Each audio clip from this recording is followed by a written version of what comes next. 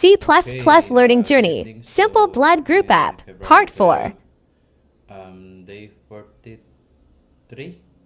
ata ng aking learning journey sa C++ tutorial. So, tara, continue tayo. So, kapon yung, uh, yun, dito tayo natapos sa update, di ba? Pero di ko ata ito na-test eh.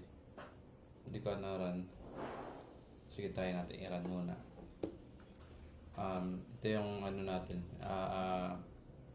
yung flow, list of users, store data struct array.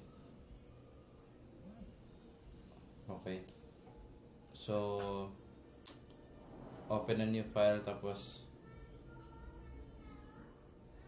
struct array, open start.